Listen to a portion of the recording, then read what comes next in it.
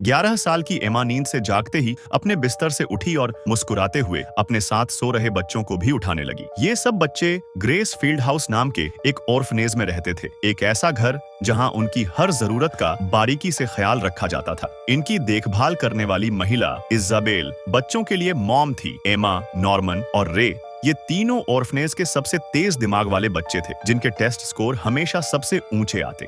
लेकिन एक अजीब बात ये थी, हर बच्चे के हाथ पर एक आइडेंटिफिकेशन नंबर का टैटू गड़ा था। किसी को भी इस जगह की ऊंची ऊंची दीवारों के पार बाहर की दुनिया देखने की इजाजत नहीं थी। जंगल के बीचों बीच बसे इस ऑर्फनेज से कोई भी बच्चा बाहर कभी नहीं गया था, सिवाय उन बच्चों के जिन्हें फॉस्टर पेरेंट्स अपना कर ले जाते थे। ऐसा ही एक दिन आया जब छोटी सी कोनी का नंबर आया। सभी बच्चों ने उसे विदा किया। इजाबेल उसे लेकर गेट की ओर बढ़ी और फिर वो बाहर चली गई। लेकिन कुछ देर बाद एमा और नॉर्मन को कोनी का प्यारा सा सॉफ्ट टॉय मिलता है। वो दोनों उसे लौटाने के लिए गेट तक भागते हैं। बाहर आने पर उन्हें एक वैन खड़ी दिखती है, जिसके अंदर कोनी का निर्जीव शरीर पड़ा था और सीने में एक अजीब सा पौधा गड़ा हुआ था। उनके पैरों तले जमीन खिसकने से पहले ही अंधेरे से दो भयावह राक्षसी क्रीचर वहां आ धमकते हैं। नॉर्मन बिना आवाज किए वैन के नीचे छिप जाते हैं। उनके लिए सांस तक लेना मुश्किल हो जाता है। क्रीचर आपस में बातें कर रहे थे। ह्यूमन मीट सबसे लजीज होता है, दूसरा बोला। इस फॉर्म का मीट तो इलीट है, सिर्फ अमीर डेमंस के लिए। ये सुनते ही दोनों बच्चों की रगों में खून जम जाता है। सच अब उनके सामने था। ये ऑर्फनेज एक घर नहीं बल्कि एक फॉर्म था, जहां बच्चों को पाल पोस कर डेमंस को खिलाया जाता है। और तभी इजाबेल वहां आ जाती है। वो बिना हिचकिचाए उन्हीं क्रीचर्स से बातें करने लगती है। वो उनसे कहती है, सबसे बुद्धिमान बच्चों का मांस सबसे ज्यादा टेस्टी होता है। मतलब साफ था, जितना तेज दिमाग उतनी जल्दी मौत। इजाबेल सिर्फ देखभाल करने वाली माँ नहीं थी, वो इन बच्चों को तैयार कर रही थी ताकि उनका स्वाद डेमंस के लिए और बेहतरीन हो सके। उसने वादा किया था, अगली बार वो उन्हें सबसे हाई स्कोरिंग बच्चे देगी। एमा और नॉर्मन किसी तरह चुपके चुपके वहां से निकल जाते हैं और ऑर्फनेज की तरफ भाग पड़ते हैं। लेकिन रास्ते में एमा का पैर फिसल जाता है। वो जमीन पर गिर पड़ती है और उसकी आंखों से आंसू बहने लगते हैं। उसने कभी सपने में भी नहीं सोचा था कि जिस जगह को वो अपना घर मानती थी, वहां ऐसी सच्चाई छुपी हो सकती है। उसी वक्त नॉर्मन आकर उसे संभालता है। वो कहता है, हम यहाँ से निकल सकते हैं। लेकिन एमा की नजर में सिर्फ अपनी जान नहीं थी, वो बाकी बच्चों के लिए रो पड़ी। मैं उन्हें छोड़कर नहीं जा सकती। अगली सुबह नॉर्मन और एमा फिर बैठते हैं। इस बार नॉर्मन साफ कहता है, हमें एक परफेक्ट एस्केप प्लान चाहिए और जब तक वो तैयार नहीं होता किसी और को कुछ नहीं बताना। दोनों उसी दिन एक और खतरनाक फैसला लेते हैं, बाउंड्री पार करने का। वो देखना चाहते थे कि इन ऊंची दीवारों के बाहर की दुनिया आखिर है कैसी। जंगल की पगडंडियों से होते हुए वो एक विशाल पत्थर जैसी ऊंची दीवार के सामने खड़े हो जाते हैं, इतनी ऊंची कि पार करना नामुमकिन लगता है। मजबूरी में उन्हें लौटना पड़ता है। इसी बीच छोटी सी नायला जंगल में खो जाती है। इजाबेल अपनी कलाई पर पहनी घड़ी देखती है और किसी देरी के नायला को ढूंढ निकालती है। एमा और नॉर्मन समझ जाते हैं, ये सिर्फ एक वॉच नहीं, शायद एक ट्रांसमीटर है जो हर बच्चे की लोकेशन दिखाता है। अगले दिन दोनों फिर जंगल में जाते हैं। इस बार एक रस्सी लेकर इरादा साफ था, दीवार के उस पार जाना। लेकिन जैसे ही वो आगे बढ़ते हैं, उनका सबसे करीबी दोस्त रे उन्हें पकड़ लेता है। रे की आंखों में शक था, तुम दोनों कहीं भाग तो नहीं रहे? नॉर्मन अब और छुपाता नहीं, वो रे को सब बता देता है, वो डरावना सच जो उन्होंने अपनी आंखों से देखा था। रे का रिएक्शन चौंकाने वाला था। उसने बिना हिचक उन पर यकीन कर लिया। अगर ये सच है तो हमें अभी निकलना होगा। लेकिन एमा फिर वही कहती है, मैं सिर्फ अपनी जान बचाने नहीं जाऊंगी, मुझे सबको बचाना है। रात ढलती है। इजाबेल सभी बच्चों को नए केयरटेकर क्रोन से मिलवाती है। एमा और नॉर्मन के लिए ये बुरी खबर थी। क्रोन का आना उनके प्लान को तहस नहस कर सकता था। थोड़ी देर बाद इजाबेल और क्रोन अकेले में बात कर रहे होते हैं। इजाबेल कॉनी का वही स्टफ टॉय निकालकर दिखाती है। वो अब जान चुकी थी कि एमा, नॉर्मन और रे सच से वाकिफ हो चुके हैं। उसकी आंखों में एक अजीब सी ठंडक थी। ये बच्चे भाग नहीं पाएंगे। रात की हल्की रोशनी में तीनों, एमा, नॉर्मन और रे एक कोने में इकट्ठा हुए। उनकी आवाजें धीमी थी। तभी नॉर्मन ने कहा, हमें यहाँ से निकलना होगा किसी भी तरह। रे ने आंखें सिकोड़ कर कहा, लेकिन इजाबेल के पास कोई जासूस है, हम में से ही कोई जो हमारी हर बात उसे बता रहा है। एमा की सांस थम गई। अगर ये सच है तो वो जरूर कोई बड़ा बच्चा होगा। कुछ देर सोच विचार के बाद उन्होंने एक फैसला लिया, डॉन और गिल्डा को सच्चाई बताई जाएगी। पहले तो डॉन और गिल्डा उनकी बात को बकवास समझकर टाल देते हैं, लेकिन जब एमा और नॉर्मन के चेहरों पर सच्चाई की झलक देखते हैं तो आखिरकार मदद के लिए तैयार हो जाते हैं। यहीं पर नॉर्मन एक चालाकी भरा कदम उठाता है। वो डॉन और गिल्डा दोनों को अलग अलग जगह रस्सी छुपाने का प्लान देता है। और फिर टीम में एक नियम तय होता है, जिसकी रस्सी सबसे पहले गायब होगी वही होगा असली स्पाई। अगले दिन एक रस्सी वाकई गायब हो जाती है। एमा और रे चेहरे पर संतोष भरी मुस्कान लिए एक दूसरे को देखते हैं। स्पाई मिल गया।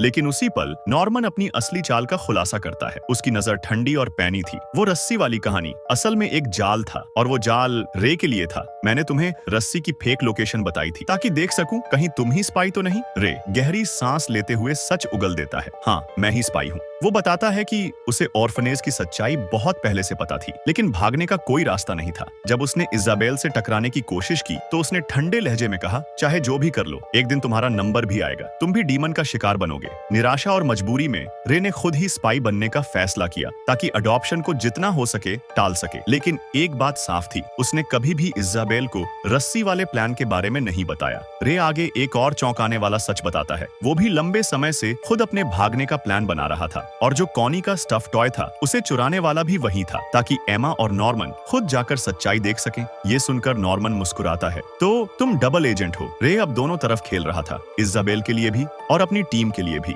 रात में रे इजाबेल के कमरे में जाता है। उसके होंठों पर एक नकली गंभीरता थी। नॉर्मन तुम्हारे खाने में जहर मिलाने का प्लान बना रहा है। इजाबेल हल्की मुस्कान के साथ उसकी ओर देखती है। थैंक यू रे। लेकिन उसी पल उसकी आवाज ठंडी हो जाती है। वैसे तुम्हारा अडॉप्शन भी बहुत करीब है। रे के चेहरे पर एक पल को छाया सा उतर आता है। अगले दिन बच्चे चुपके चुपके दीवार के ऊपर चढ़ने की योजना बना रहे होते हैं, लेकिन तभी क्रोन उनकी बातें सुन लेती है। पर रिपोर्ट करने के बजाय वो बच्चों की मदद करने का फैसला करती है, क्योंकि एक समय क्रोन भी इन्हीं बच्चों जैसी एक स्टूडेंट रह चुकी थी। लेकिन उसका असली मकसद कुछ और था, इजाबेल को हटाकर खुद इस जगह की मालकिन बनना। रात ढलती है, बच्चे चुपचाप क्रोन के कमरे में पहुंचते हैं। वो उनके सामने बाहर की दुनिया का असली सच रखती है। हजारों साल पहले डीमंस और इंसानों के बीच एक लंबा युद्ध हुआ था। कई सालों की तबाही के बाद एक एग्रीमेंट हुआ, द प्रॉमिस। इस समझौते के तहत इंसान और डीमंस अपने अपने अलग संसार में रहने लगे, लेकिन कुछ इंसानों को डीमन वर्ल्ड में छोड़ दिया गया। यहीं से ह्यूमन ब्रीडिंग फार्म की शुरुआत हुई। डीमंस बुद्धिमान इंसानों का मांस खाकर उनकी क्वालिटी हासिल कर लेते हैं। अगली सुबह इजाबेल को क्रोन की चाल का पता चल जाता है। वो एक पल गंवाए क्रोन को फायर कर देती है। क्रोन जाते जाते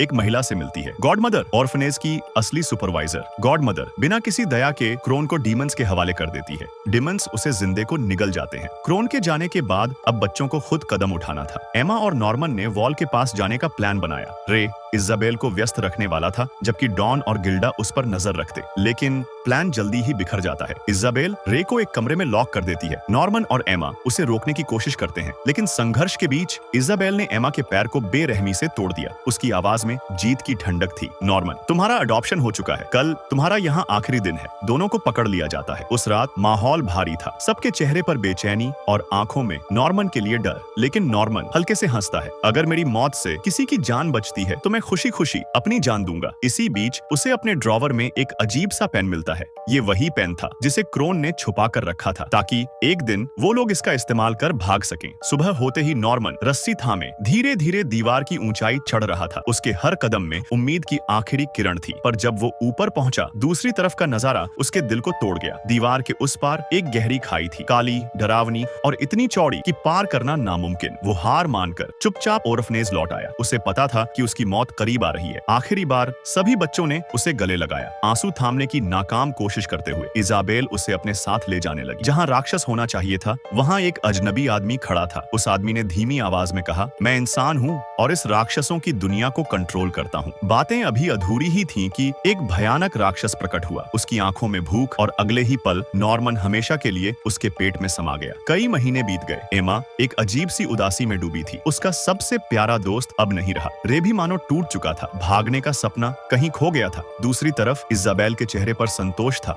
सब कुछ उसके कंट्रोल में। 2 महीने बाद रे की बारी आ चुकी थी, लेकिन उसने एक अलग फैसला कर लिया। रात में उसने पूरे ऑर्फनेज को आग के हवाले कर दिया। लपटें उठी, धुआं आसमान से टकराया। एमा चीखती हुई इजाबेल को पुकारने लगी। इजाबेल ने आदेश दिया, सभी बच्चों को बाहर निकालो, और खुद आग बुझाने में लग गई। लेकिन जब उसने नजर दौड़ाई तो बच्चे कहीं नहीं थे। सच सामने आया, ये सब एक एस्केप प्लान था। 2 महीने से बच्चों ने उसे शक तक नहीं होने दिया। डॉन और गिल्डा चुपके चुपके तैयारी कर रहे थे। एमा को नॉर्मन के बिस्तर में वो चिट्ठी मिली थी, जिसमें पूरा प्लान लिखा था। वो रे को नहीं बता सकती थी क्योंकि इजाबेल हर वक्त नजर रखती थी। छोटे बच्चों को पीछे छोड़ना पड़ा, लेकिन एमा ने कसम खाई थी वो उन्हें जरूर वापस ले जाएगी। दीवार के पास आग की लपटों के बीच बच्चे ऊपर चढ़ रहे थे। इजाबेल उनके पीछे पहुंची। उसने नेविगेटर निकाला, पर झटका लगा। बच्चों ने अपने कानों से ट्रैकिंग डिवाइस पहले ही निकाल दिए थे। एक एक करके बच्चे दीवार के उस पार रस्सी से फिसलते गए। सिर्फ एमा अब भी ऊपर थी। इजाबेल पास आई। उसने धमकी दी, मैं ये रस्सी काट सकती हूँ। एमा ने उसकी आंखों में देखते हुए कहा, हम जानते हैं आपके लिए ये सब मुश्किल रहा होगा। आपने हमें एक माँ की तरह पाला, लेकिन वो प्यार झूठा था। एमा दूसरी तरफ बढ़ने लगी। इजाबेल के पास एक आखिरी मौका था, पर उसने रस्सी नहीं काटी। वो बस खड़ी रही, देखती रही। जिन बच्चों को उसने बड़ा किया वो आज आजाद हो गए थे। दीवार के उस पार जंगल की घनी छांव में बच्चे रुक गए। एमा ने वो पेन निकाला जो क्रोन ने दिया था। जैसे ही उसने खोला, एक होलोग्राम चमका और उसमें से एक उल्लू निकला। वो उल्लू उन्हें एक शहर की ओर ले जाने लगा, एक जगह जहां वे सुरक्षित रह सकते थे। दूसरी तरफ इजाबेल ग्रैंड मदर और ओवरसियर के सामने खड़ी थी। उनके चेहरे पर गुस्सा था क्योंकि उसने कीमती बच्चों को भागने दिया था और उसकी सजा सिर्फ मौत थी। तभी राक्षस उसके सामने आया और अगले ही पल वो उसे जिंदा निगल गया। और इसी के साथ फिल्म यहीं खत्म हो जाती है।